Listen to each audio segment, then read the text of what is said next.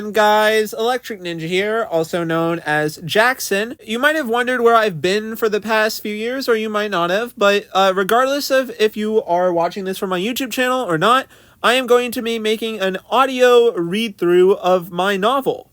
This will be deleted after a month, so it can actually be edited and revised, but you have the month to go and look through these videos and to essentially hear my book for the first time.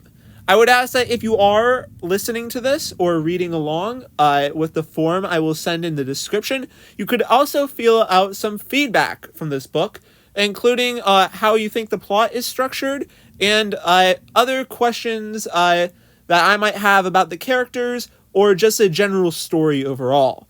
So, without further ado, let's start the prologue. Shards of Glass and Silver Sands by Jackson Gale, Draft 3. This story is a personal recounting of my time in the first Logic Lockdown tournament, as requested by the Prince, Aetherius Azure, Cassius Underwood. Prologue, Commencement. "Are you ready, son?" my dad asked as I brought the car door shut, and he locked it behind me. "Today is a big day." I gave a slight nod, eyes focused past the street and at the massive museum that stood in front of me. I am, I lingered on the words. I'm ready for my chance to prove myself. My dad hummed beside me, and I looked in time to see a glint in his eyes. "Then, if you're truly prepared, let's get you checked in." It had all started 3 weeks back. The media had lit aflame as Prince Aetherius Azure, heir to the Zaramaran throne, made a speech dedicated to his new state-funded tournament, Logic Lockdown. From the beginning, I was hooked by the premise. Contestants would face off in several escape rooms, battling to outplay and strategically best others while live on TV. And when I learned that I was able to compete, I became very intrigued. With the subsequent declaration that the victor would receive not just national fame, but $5 million too, I nearly jumped out of my seat to sign myself up.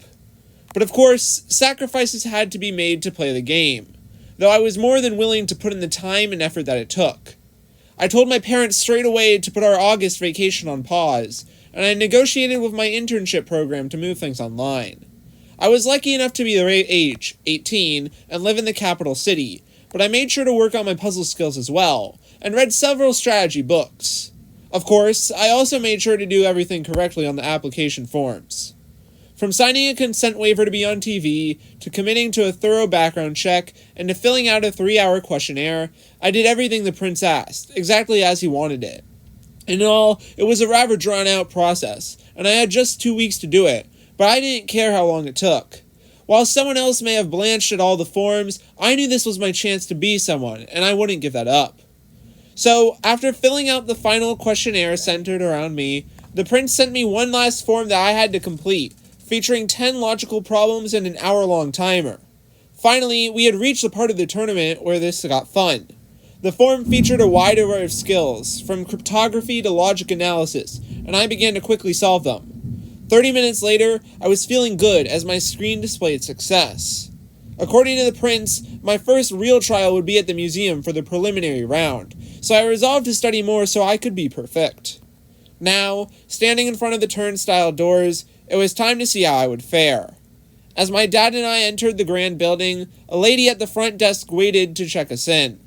"My name is Cassius Underwood, and I was accepted to compete in the museum," I said, watching as a lady flipped through a bunch of papers to one at the very back. If there were names on every page, there sure were a lot of them. "Yes, Mr. Underwood, you said," the desk lady confirmed. "We have you right here. If you just follow me, we can start your trial." Chapter 1. Discovery. As I opened the door to the main museum hall, I felt excited and yet nervous about it all. This was my chance to be someone. And as a massive hourglass, displayed on a platform of its own, flipped over with a toll, my heart did too, leading me to look around and see what I could find.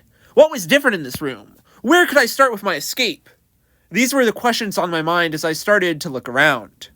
But besides the hourglass, the museum was about as normal as one would expect. 2 side passageways were visible on both my left and right, but both were currently blocked off. Also, there was a small chamber in front of me, but that was locked as well. From what I could gather, the only thing I could possibly use was the pit in front of me and its contents, a colossal dinosaur and several banners with distinct colors.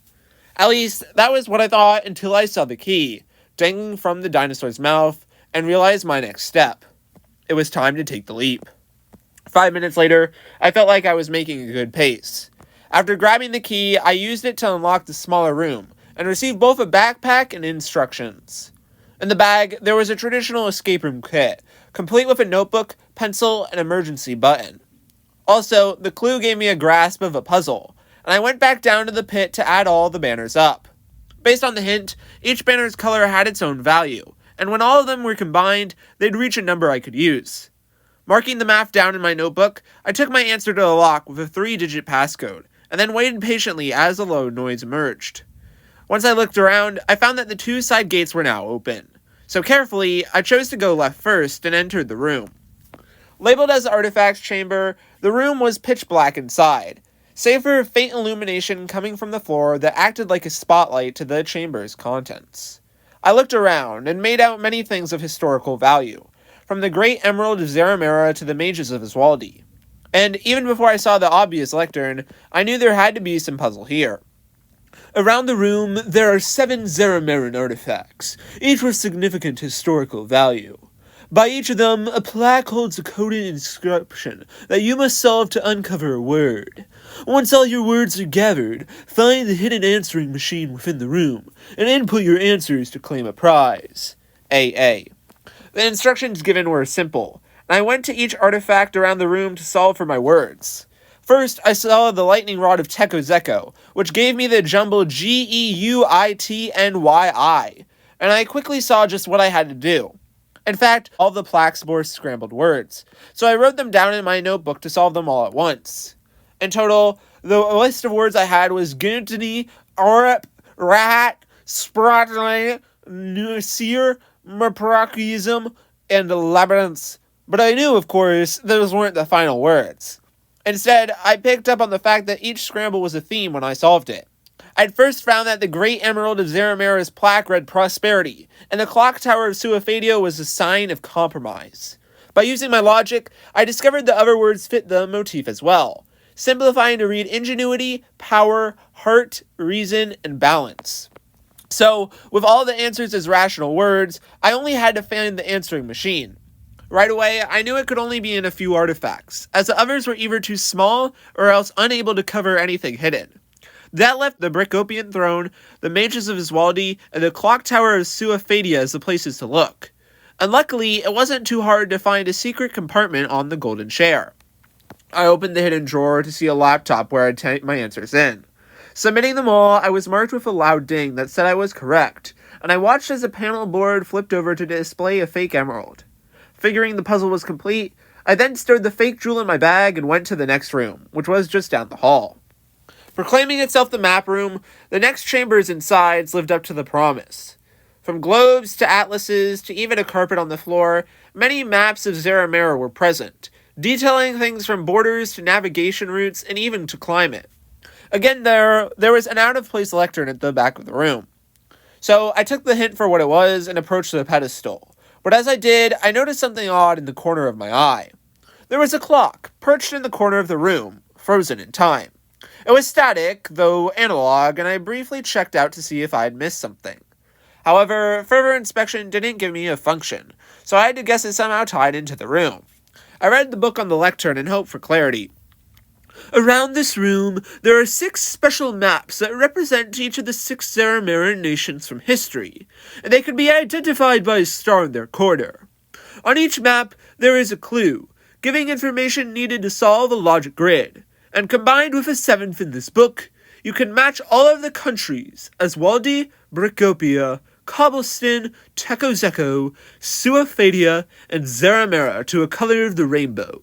When you believe that you have solved the logic grid, input all of the matches into a puzzle capsule hidden somewhere in the room.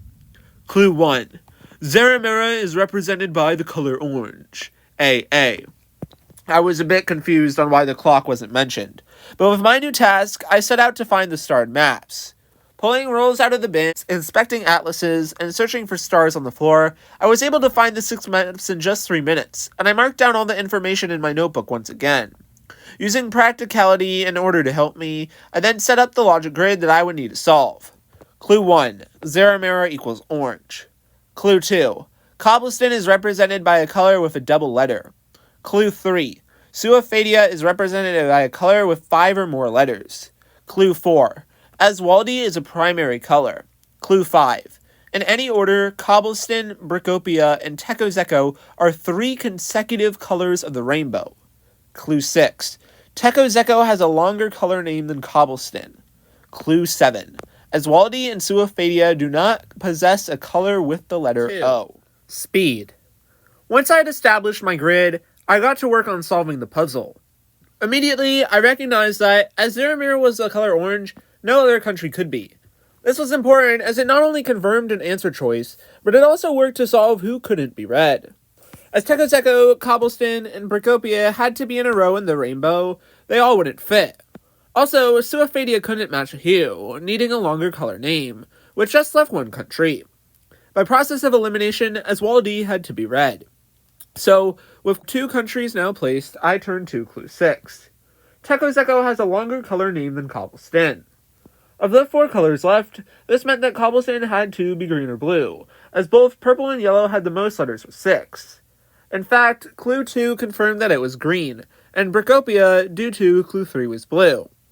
That just left Tekozeko and Suafadia to place.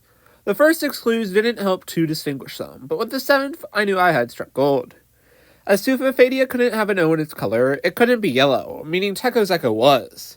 This logic made sense, as it turned out that all the nations matched their respective colors from history. Then, with the answers in hand, the only thing left to do was enter them, and so I looked around the room for the puzzle capsule. My first instinct led me to check the random clock, but surprisingly, this guess was wrong, and I had to search elsewhere. After a minute or 2, I found the tube in one of the map bins, but as I input my answers, I couldn't help but be confused. Was it an accident that the clock was in this room? Did someone just leave it here? I didn't know, but with a new map in hand, the prize for this puzzle, I went to the next chamber in hope of answers. The Ways of Life section proved visibly distinct, coated in a bright shade of red that reminded me of building blocks, hidden scrolls, and feathered pens. Perhaps fittingly, the chamber held many tokens of the nation's culture, ranging from gold antiques to ancient coins, to banners and emblems. Here, artwork made itself as home, and I decided that I really liked this room. Maybe I was as cuckoo as a clock upon the wall, but I liked this kind of weird. Indeed, walking through the room brought back some memories of when I was young. I'd always dreamed of being one of the greats and writing myself a legacy. Seeing the great culture of Zaramera here made me recall that dream, and how much, or really how little, had changed. I still wanted to prove myself. Had to, in fact. But I was much older now, and much less naive. If I wanted to succeed, I had to earn it, and to do that, I had to win. Now, though, I really had to shake my head and remind myself the real reason I was here. This was no time to dwell on dreams, but solve the puzzles so I could get to the next round. In fact, I knew there had to be one within this room, so my goal was to find it as soon as I could. Luckily, the prince really liked to mark his puzzles with lecterns. On the wall in front of you, there are 3 different dialects. The code of Aswaldi, the Bricopian language, and the Cobblestonian lingo. To escape here today, you must translate each code and follow the instructions that are given on the wall. However, you may want a guidebook, hidden somewhere in the museum to help you. AA. With the book's prompt, I took the chance to both look for the guidebook and the languages inside the room. According to the lectern, the dialects were on the back wall, and I was able to confirm that very fast. The phrase Abir Sent Porciani was certainly not in my native tongue. However, the translation guide wasn't as easy to find, and after searching a bit, I considered the odds that it wasn't in this room. There were a lot of sections in the museum, and I hadn't even gone to half of the building. Really, it made more sense to check over there first, and then return here. I'd have to do that anyway, and it was better to keep as much of my 36 minutes as I could. So, I left the Ways of Life room and traversed back down the path where I came from. Crossing the main exhibit, I headed through the right hallway this time, where 4 more rooms were waiting. The animal, plant, and environmental chambers, as well as a gift shop. As the animal chamber was first in the line, I decided to start there. Precise but elegant, the Kingdom Animalia's room was odd due to its vacancy. Most of the other rooms had been quite full so far, between the Ways of Life room, the map room, and the artifacts chamber. However, this one just had some symbols on the wall, a lectern, a chest, and a TV which held a static time. I turned to the lectern once again in hopes of learning more. The land of Zaramera is the home of several unique animals, ranging from the lark of the sky to the shark of the sea. But for this puzzle, you'll have to know a bit more. Your task is to sort 12 animals into 4 sections. Using the remote and the pictures in the chest, turn on the TV and look at the prompts given. Then, place each animal in its respective box. But be warned, for each animal may fit in multiple sections, but can only be placed one time. AA. I thought the instructions were clear enough, so I decided to look in the chest for the animals I had. Pulling the cards out one by one, I saw a wolf, crab, bee, clownfish, turtle, sheep, seagull, bat, shark, panda, hummingbird, and lastly, a dragonfly. It was an odd list for certain, and as I used the remote to turn on the TV, I frowned at the prompts. The prince was definitely correct in his warning, as a lot of the animals fit into at least 2 of the categories: ocean dwellers, mammals, carnivores, and things with wings. Instantly, I found myself wishing I had help for this puzzle. I didn't even know where to start. My gut told me I should sort the animals into the 4 categories as was, and then see what happened. But I quickly recognized that I didn't know which animal was even in what category.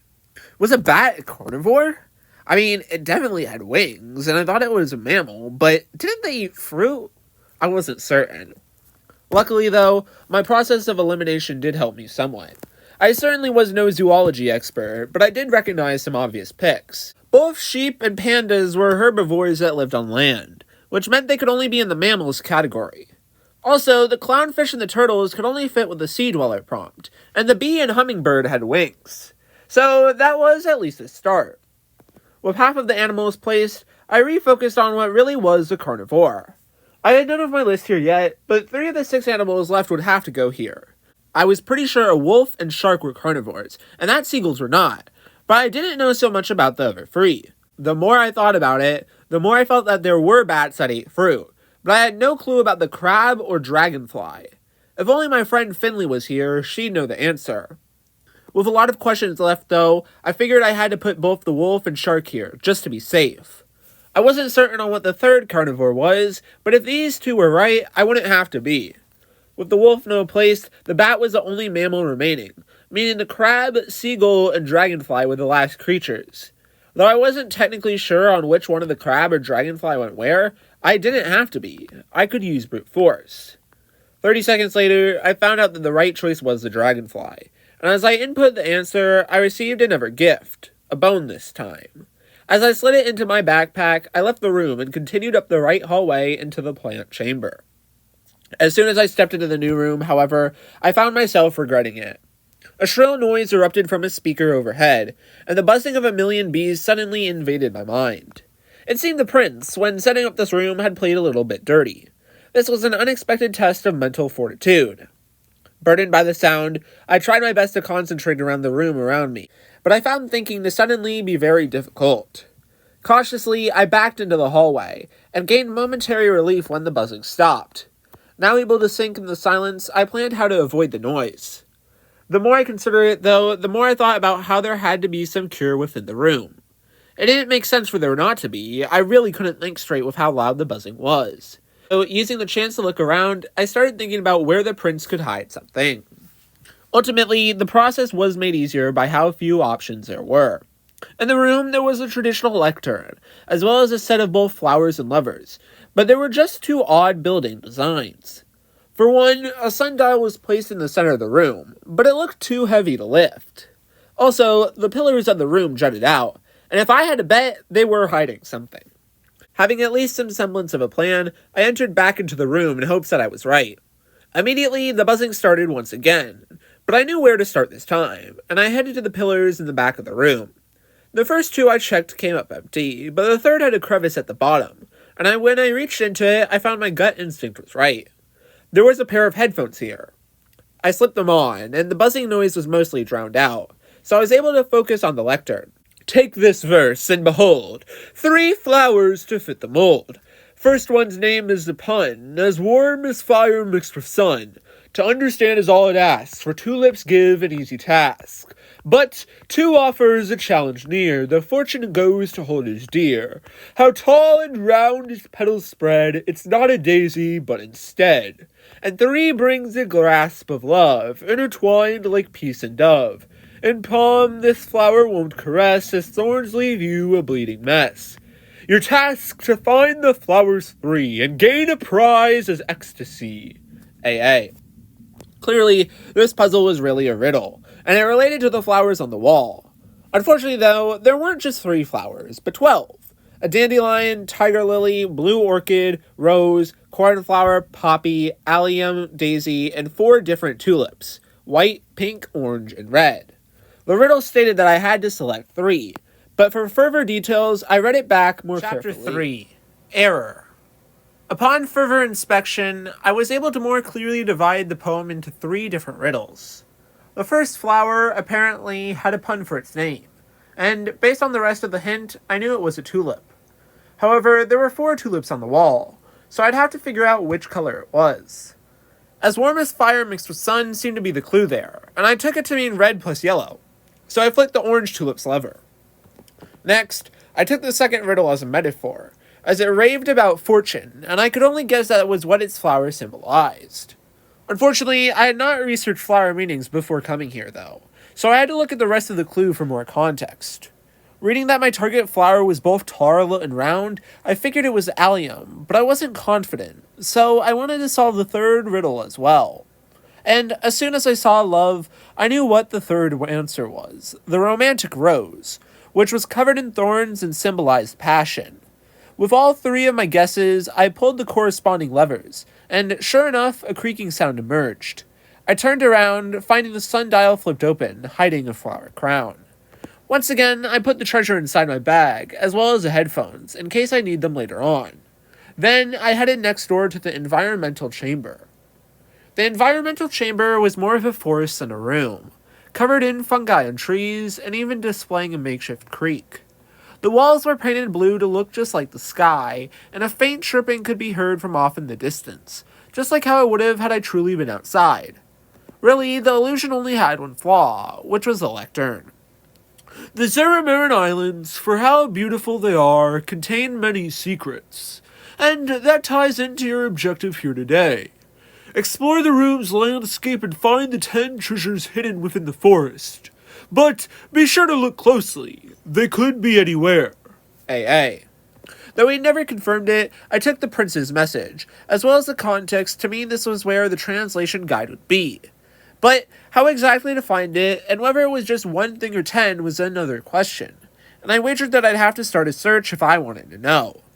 Luckily, though, I knew how to do that. Through high school, I'd been entranced by logic, for certain, but another one of my intrigues was with algorithms and how they worked. In my studies, I'd spent a lot of time trying to make an efficient answer more optimal, and that led me to discover the value of searching. If you know where to look and what to use, you can save a lot of time on finding what you need. And fortunately, I knew how to do both of those things. In this room, there were 8 makeshift sectors, with different landmarks like the creek, trees, and even a faux pas mountain serving as solid boundaries. This meant I could essentially divide the room in 8, and then perform a shorter search on each of the sectors. Called breadth first searching, this method's major strength was in the scanning, and I thought that applied well enough. Though it's true that I could miss some hidden secrets this way, my goal was to get most of them while escaping the room fast. After all, I wasn't sure I needed all of the secrets, and the timer was a known limitation. So I got to work, allotting myself 30 seconds in each part of the room, and racing to turn over boulders, glance at trees, and wade through the river in the least amount of time possible. After a minute and a half, I had sped past 3 sectors and got 3 book pages, but then I noticed something in the corner of my eye. There was a bucket trapped inside the middle of a log. Taking the hint, I realized this was one of the secrets, and a distinguished one at that, so I paused my sprint to try and pick it up. I bent down to the log and reached inside, but my arms were too short to get a grip, and I came up empty. Still, I was certain that this was a secret, and I started to brainstorm a new game plan. Immediately, I thought of the bucket's handle. If I could just get something around it, I could try to levy the bucket back out of the log. Unfortunately, I hadn't worn a belt, which was the first thing I thought of, and I knew that nothing else I had would work. Given that, I turned to the room to find a substitute. After a few frantic seconds of my panicking, I managed to find just the right thing. By the edge of the stream, there was a fishing rod, and I pulled it off its stand to shove it in the log, carefully trying to snag the bucket. Poking and prodding, I felt when I managed to hook it, and I slowly backed my hand up. It took a good amount of effort, but I was able to get the pail, and I stood up to continue with my search. Still, it frustrated me how nearly 90 seconds had slipped away so easily. For the rest of the room, then, I hastened my blitz even more to just 20 seconds per sector. I leapt past the river, ignoring the pollution at the bottom of the bed, rammed through the mountain stones, and sped through the rest of the circle. Ultimately, I managed to get 4 more papers, for 8 secrets in total, and left it at that. There could have been more, of course, but I knew there were just 18 minutes left. Before I went back to the Way of Life rooms with the book pages, though, I knew that I should check the gift shop. Luckily, when I looked inside, there was no new lectern, but there did seem to be some importance with the room. On the back wall, there were 6 holes for 6 items, and conveniently, they matched with the some things I'd found. The bone, the map, the flower crown, and the fake emerald all fit upon this wall, but I knew I was missing the other 2 pieces. Figuring the Way of Life's room languages would explain that, I headed across the museum. After I had crossed back to the Red Room, I found that I had 16 minutes left on the timer. It was less than I would have liked, but it wasn't horrible, especially as I saw the lot so far. Taking the book pages back out of my bag, I went to decode the words on the wall to see what they said. First, I went to translate the Code of Oswaldi, and though I didn't have all the words, I was able to gather what the passage meant. In detailing the artifacts chamber, a pickaxe, and an armored man, I knew I had to go to the Iron Mage of Oswaldi to solve this puzzle. Also, according to the passage, I'd have to put what was hidden beneath the grey emerald in the gift shop. But before I could enact this plan, I wanted to see what the other code said. According to the second clue, phrased in Berkopian, I'd have to use a water bucket in my bag to fill up a strange vase, as it was said. For a second, this wording confused me, as there were no vases in this room or anywhere else. However, there was something similar, and after a bit, I came to recognize that I have to fill up the cauldron of cobblestone by going to the creek and gathering water. As I adjusted my game plan, I went to look at the third clue. But, to my concern, I was completely caught off guard by what it said. The scripture referred to times, and how I'd have to gather them from 6 clocks in the museum, but I had no clue what this meant. In fact, it took until I turned around and saw the cuckoo clock to realize what I missed. The cuckoo clock, the sundial, the Tower of Suophadia, the alarm clock, the TV, and presumably one other thing were all static in time, but my own clock was draining, and I need their information to escape. So, I knew I had to act, and do it quickly. There were just 12 minutes on the clock now, and according to the riddles I had read, I need to go everywhere in the museum once again, before ending up in the last room where I'd input the clocks. However, if I went in the wrong order, it could be disastrous for me. So, frantically, I took the notebook in my hands and tried to find the optimal route. I had to fill up the bucket, take the times on the right side, complete the 2 objectives in the artifacts chamber, capture the clocks on the left, and then run back to the gift shop where I'd place the rest of the treasures. Then, I'd be granted access to one last room where I'd have to set the clocks. With my time left, it was doable, but I want to go fast, so I took my backpack as I ran.